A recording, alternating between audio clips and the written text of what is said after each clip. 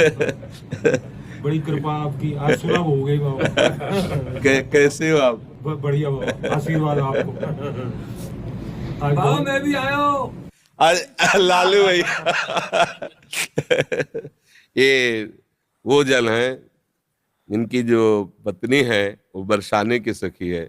जब हमें कहीं रोटी नहीं मिलती तो आखिरी घर में इनके जाते थे मांगने और कहते कि राधे बाबा मिली, तुम चुप हो, नहीं मिली बाबा ना, हाँ माता जी नहीं, अरे बैठो बाबा बैठो, बैठ नहीं, मतलब एक जगह पाना, अरे बाबा हमारी श्री जी का तू है, काहे को सब प्रपंच सोचता है, एक जगह पाना, बैठ। सालों प्राय मिलती ही नहीं थी शाम की रोटी, तो ये लिख है मतलब माँ जैसे प्यार करने, ब्रजवासियों का प्यार, मतलब अरे छोटे छोटे बच्चे ऐसा ये घेर लेते और बाबा ये प्रश्न, वो बाबा काशी की बात बताओ बाबा, मतलब ब्रजवासियों का जो प्रेम है ना वही भगवत प्रेम प्रदान करता है, ब्रजवासी कृपा।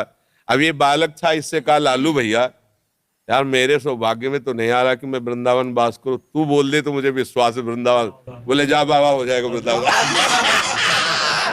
लालू को दे दियो वो होली की वो मैंने ललता ने भेजी है बाबा। अच्छा अच्छा प्रसादी बाबा चुंदरी बरसाने गई ना बादन होली वाले दिन, जी, तो बादन लाड लीजिए बाबा। बहुत बहुत उनकी ओड़ी भैया महाराज जी, ओड़ी भैया श्री जी की चरण प्रसादी हो। जी।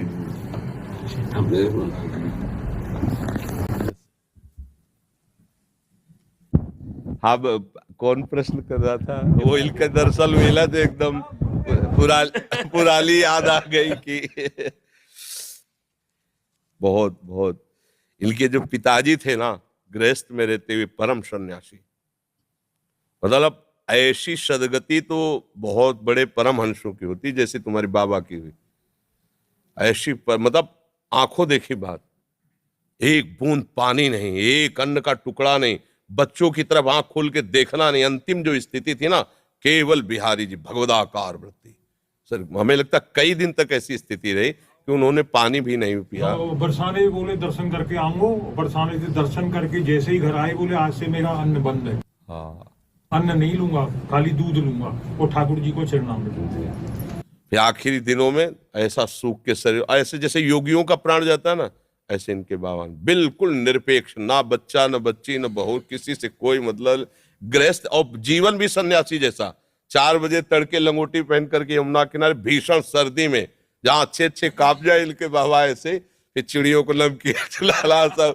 कोई संत अगर प्रणाम कर दे तो तुम्हें तुम्हारे गुरु और इष्ट की कसम है, अगर प्रणाम किया ऐसे कहा, बिल्कुल इस सख्त। ये गृहस्थ जन नहीं है, ये ब्रजवासी भगवत स्वरूप है। मन में भाषा में जी आती है उनकी बाबा, मैं अपने मनी मन में आपसे कभी कही नहीं, आज कह रहा हूँ बाबा चैन से रहो, चक भजन करो, तुम्हें ठाकुर जी मिल जाए, जी बात कहते हो। हमें पता है आप सबके आशीर्वाद से ही, नहीं तो कब, तो देखो इनकी रोटी पा करके हम जिए हैं। आज भी बच्चा भगवत कृपा से हमारे भोजन में पहले ब्रजवासी करना था, 3-4 ब्रजवासी हैं जिनकी रोटियां आती हैं, तो हम जीते भी ब्रजवासी।